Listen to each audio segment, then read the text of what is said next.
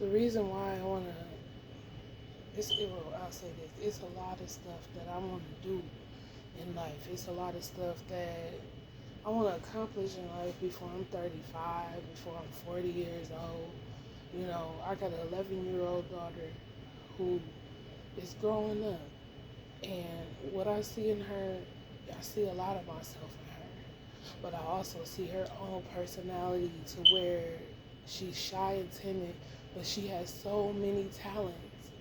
And she paints, she colors, she writes, she sings, she can act, she's very funny, and she's very girly.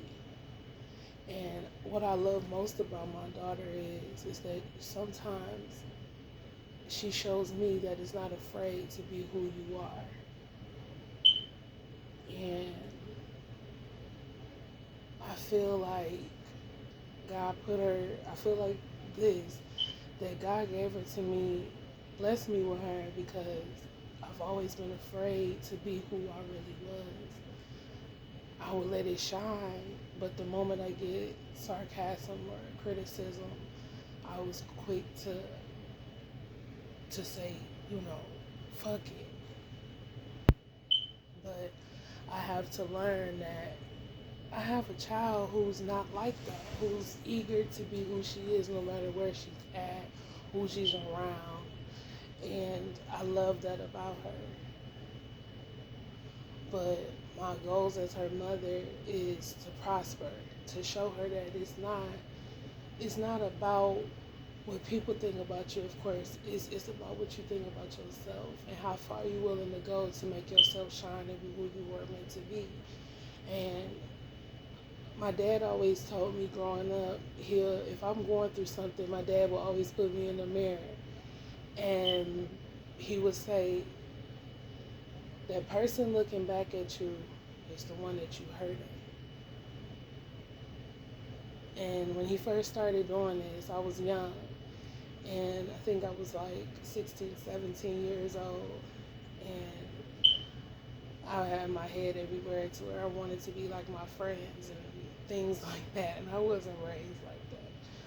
But I wanted to be somebody who I wasn't, because who I was afraid to let out, because I was afraid to be myself. I was afraid to speak my truth. I was afraid to just be Portia and not something everybody wanted me to be, you know.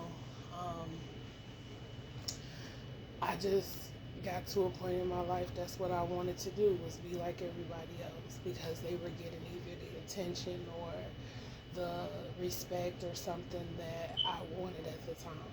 And I'm like, man, as I got older and I was blessed with a daughter who is who's me, but the total opposite when it comes to letting it out and not being afraid. Um, I told my daughter at a very young age to value herself. I was telling my daughter the things that I started learning at a later age than she is, to love herself. My daughter is 11 and she's my height, and I'm 6'2", and she's a big girl like her mom, and she carries a lot of she carries herself in a way. She doesn't care what people say about her. She don't care if we call her ugly, because she knows she is gorgeous. People hate on her because she's a very pretty girl. She's bigger, um, and she just rocks who she is very well at a very young age, and people see that. And she has a lot of fans, in the sense of people who knows her, as far as the things that she's been involved in and places she's gone. Her family, she has a very big family on both sides. Um, and then in the post, I had her on my StarKid.com for a few years, and people who would see her, or I guess were affiliated with them, would know her or notice her face when they seen her. When she was younger, I remember we went to Mommy Daughter Day, and we were at Mayfair, and I believe she was maybe 6. And I always, every year, up until maybe 2 years ago, I would buy her every year, and I still have them, a tutu. And I started buying her tutus at 3 or 4. Her first tutu was a 4th of July tutu outfit that my friend from middle school had created, and ever since then, every year I always had her make my daughter a tutu, whether it was for 4th of July, Easter, her birthday, or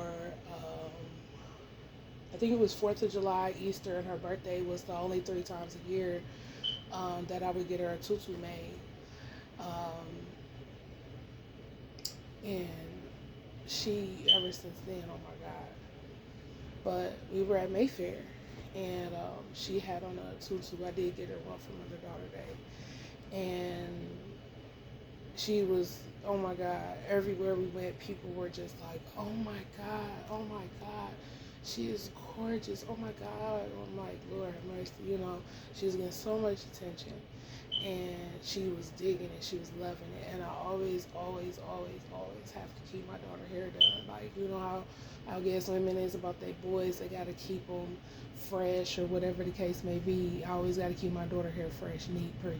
That's just my thing. I love my daughter, and I love her hair, and I just love hair too. So I always try to keep up with the latest styles for her, and maybe press it and curl it, or press it and put little bows in it. And now that she's older, the braids is in, so I'm always doing something like that. I love her. But we'll be at Mayfair Mall, and people will just know who she is, or just walk up to her all the time and want to say hi or give her a hug, because she was just the sweetest baby. She is a sweet baby. Yep. But like I said, I want the best for myself, my daughter, my man, my family. I want to make sure that we straight. I don't want to fail. Can't fail. There's too much opportunity out here. It's too much. There's too much opportunity.